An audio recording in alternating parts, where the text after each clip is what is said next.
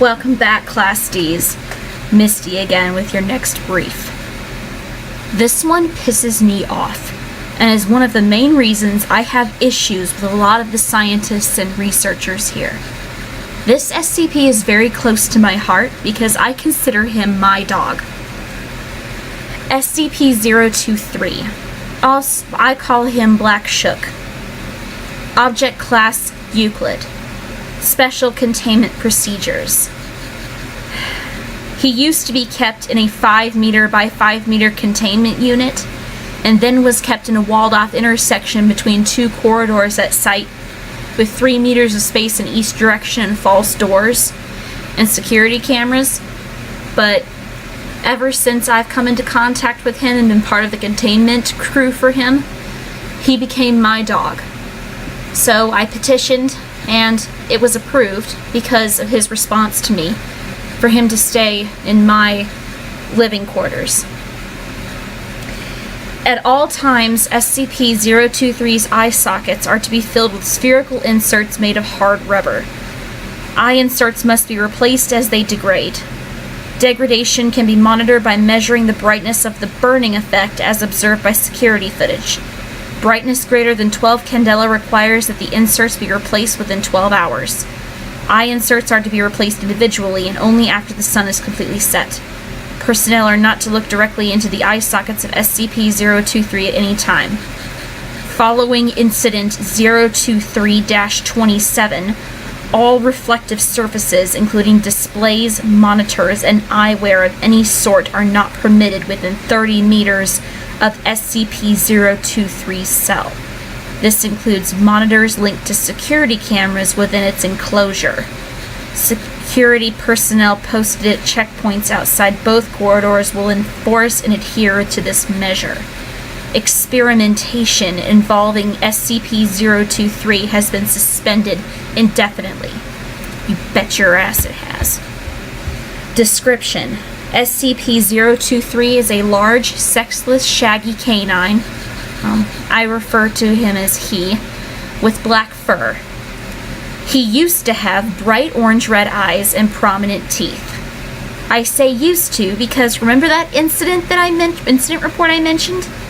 They removed his eyes and teeth of a puppy. I don't care if he's 1.5 meters tall at the shoulder. All animals are puppies. They removed the eyes and teeth of a puppy.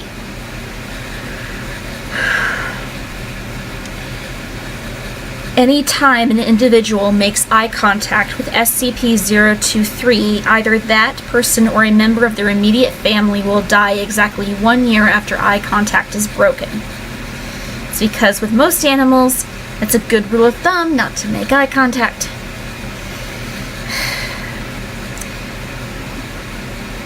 Research into the method of selection is incomplete due to a moratorium on experiments, but the available data suggests that having a larger immediate family lessens the chance of the individual making eye contact themselves dying, and neither a pattern nor a preference in victim types have been found.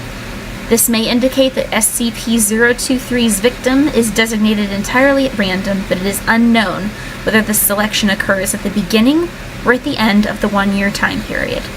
Attempts to terminate an individual who has made eye contact with SCP-023 and their immediate family before the 1 year time period has ended.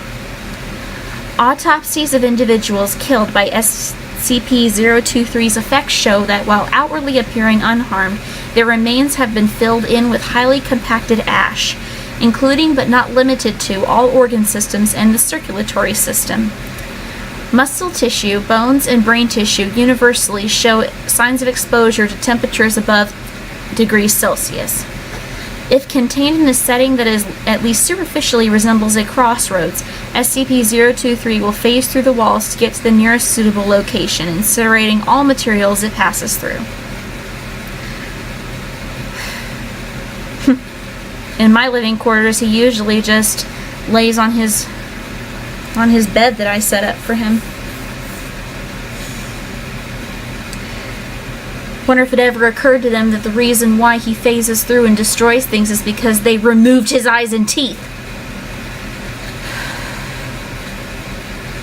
SCP-023 was first brought to the Foundation's attention when it attacked a church while it was in session, killing civilians directly and as a result of eye contact.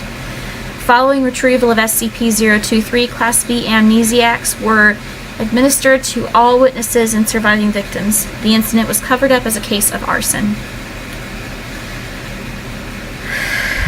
Reclassification for Keter. Classification pending. Once again, Black Shuck is my dog. I will never forgive what has been done to him, and I will never be on good terms with the scientists here, especially Dr. Mann.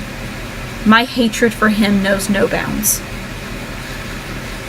Anyway, see you in the next brief. Until then, try to stay alive and stay away from my dog.